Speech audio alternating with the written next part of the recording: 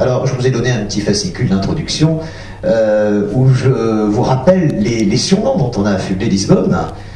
La rate délicieuse, ça c'est le surnom que lui donnèrent les Phéniciens 1200 ans avant Jésus-Christ. On l'a appelé aussi la ville des sept collines. On l'a appelé la ville blanche. Un film d'Alain Tanner en 1983 la baptise ainsi. On va essayer pendant 1h20 de se promener dans cette ville avec ce beau voilier en préambule, bien évidemment. Nous sommes là à Cascais. Vous verrez que nous terminerons notre promenade justement par cette bourgade qui se trouve à peu près 10 à 15 km de Lisbonne. Et je vous propose tout simplement de découvrir le plan de cette conférence. Il y a 5 parties. Voilà, les voici. Et une question. En quoi l'eau est-elle un élément incontournable du paysage lisboète, pardon. En quoi aussi a-t-elle assuré la fortune de la ville? En quoi constitue-t-elle cette eau un gage de réussite pour l'avenir de la cité?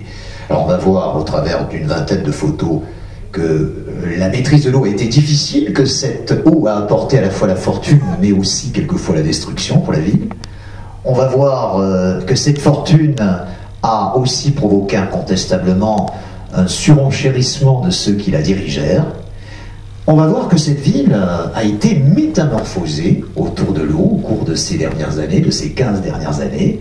Mais bien évidemment, si la métamorphose existe, les traditions perdurent. Tout à l'heure, je vous en parlais avec le nord du Portugal. Ces traditions perdurent aussi autour, évidemment, de ces quartiers si typiques de Lisbonne qui descendent en cascade vers le Tage.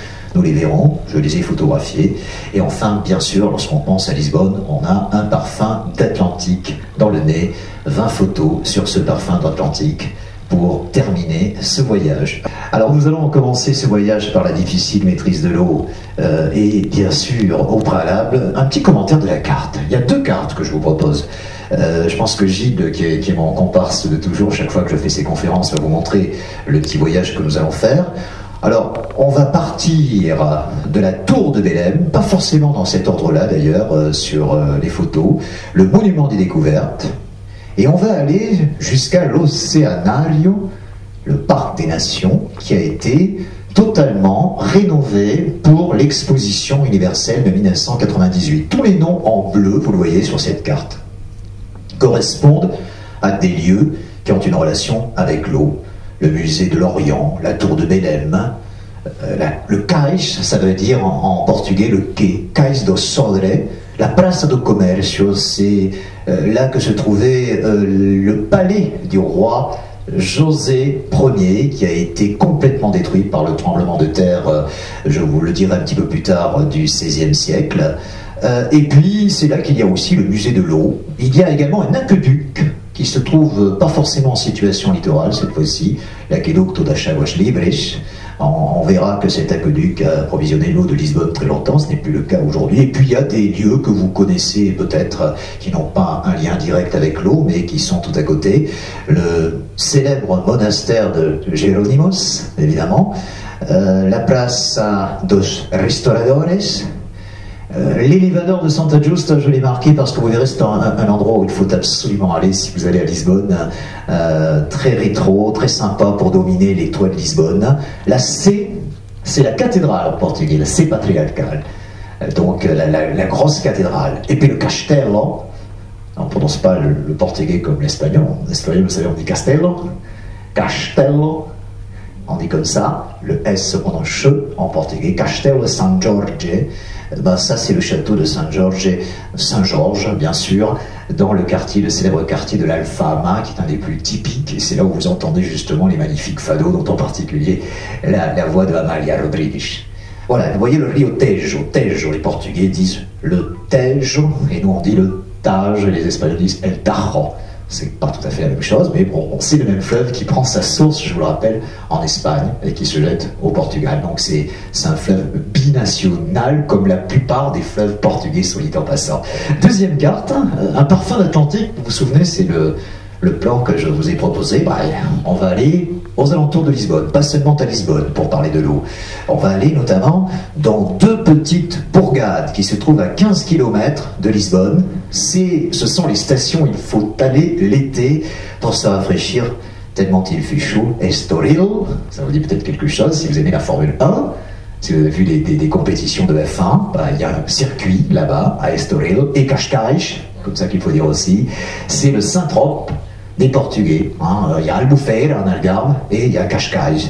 Voilà, on va voir de bien jolies photos de Cascais et également, cela vous donnera sans doute envie d'aller vous balader dans ces contrées-là aujourd'hui. Alors, on va rentrer dans le vif du sujet, je vous le disais, avec ce premier thème. Donc, la difficile maîtrise de l'eau et sa mise en scène. Difficile, d'abord, il a fallu approvisionner la ville. Et comment ça se faisait? Alors, ça se faisait tout simplement à dos d'homme, avec des petits tonneaux, très très longtemps. La ville de Lisbonne, comme la plupart des villes, était approvisionnée en eau. Alors certes, il y a de l'eau, c'est pas un vrai problème autour de Lisbonne, la ville des 7 collines, je vous l'ai dit, la cité des 7 collines, mais il fallait aller la chercher loin. Et donc on a eu l'idée, afin d'améliorer cet approvisionnement, de faire un aqueduc, vous allez le voir tout de suite. Alors magnifique aqueduc avec ce superbe ciel, nous étions là à la tombée du jour à Lisbonne, nous sommes sur le vallon d'Alcantara, et cet aqueduc fait à peu près 50 km, avec ses méandres tout au moins, et cet aqueduc a amélioré considérablement l'approvisionnement de l'eau. Il a été construit par le roi João V entre 1732 et 1748. Un aqueduc qui se visite. On peut rentrer dans celui-ci, on va le voir désormais, avec la photo suivante.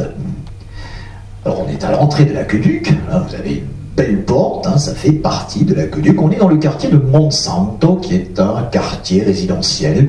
Nous sommes à peu près, pour vous donner une idée, à 2-3 km du centre historique. On est donc un petit peu en marge du centre historique, et en particulier des célèbres quartiers de la Baixa et de l'Alfama. Voici le haut de l'aqueduc, que vous voyez, une photo qui a été prise de la terrasse.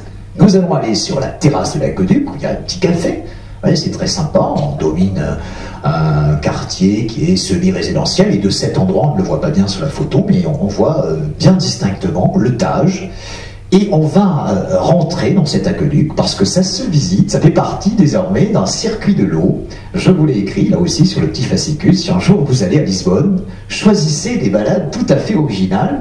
Sortez des sentiers battus, et alors là, vous allez être surpris, il y a de véritables circuits pour découvrir Lisbonne comme vous ne l'avez jamais vu et comme vous ne l'imaginez même pas. Mais l'eau a apporté aussi la désolation à la ville de Lisbonne, ça va être la photo suivante. Et je n'ai rien trouvé comme photo, et pour cause, puisque nous étions le 1er novembre 1755, et ce jour-là, il y a eu un véritable séisme sous-marin, un petit peu comparable, vous savez, à celui qui s'était déroulé au large de l'Indonésie en 2003, qui a détruit complètement la ville. Il faut imaginer qu'il y a eu une vague qui a détruit la ville, qu'il y a eu un incendie qui a poursuivi ce raz-de-marée. 3000 maisons seulement ont été épargnées, et à peu près le triple, le quadruple ont été brûlés. Lisbonne, nous disent les témoignages, n'était qu'un monceau de ruines. C'était le jour de la Toussaint, le 1er novembre 1755, et il a fallu alors reconstruire la ville. Et celui qui s'en est chargé, c'est l'homme du despotisme éclairé. Il s'appelait le Marquès Pombal, le marquis de Pombal. La place à Marquès de Pombal rend honneur à ce grand homme, alors qui a vécu dans la deuxième partie du XVIIIe siècle. Tant qu'il a eu les faveurs du roi José Ier, eh bien, il a fait à peu près ce qu'il a voulu. Il a changé donc totalement la physionomie de la ville. On va voir d'abord sa statue. Nous sommes, donc je le disais, en plein despotisme. Qu'a fait Pombal? Une fois que la ville a été détruite, il a fallu la reconstruire. Ça, il a reçu beaucoup d'honneur pour avoir reconstruit cette ville. Il a eu notamment ce magnifique palais qui a été fait par un architecte hongrois. Et nous sommes, pour découvrir ce palais, là, à 2 pas de Lisbonne, dans la ville d'Oeiras, où nous reviendrons tout à l'heure, qui se trouve en situation littorale. Il a changé, disais-je, Pombal, complètement la physionomie de la ville. Vous allez voir, il a fait un nouveau quartier, et notamment, il a dessiné une nouvelle place, dont on voit ici des fontaines, pour justifier tout simplement le titre de cette conférence. Nous sommes place à de Rossio. Pombal, encore lui, nous allons le voir avec la photo suivante, décide de faire une ville rectiligne, de faire désormais un quartier avec des immeubles de 2-3 étages pour éviter qu'une telle catastrophe ne se reproduise pas à Lisbonne. Il fallait bien quand même qu'on termine par une belle médiane. Mesdames et messieurs, je vous remercie.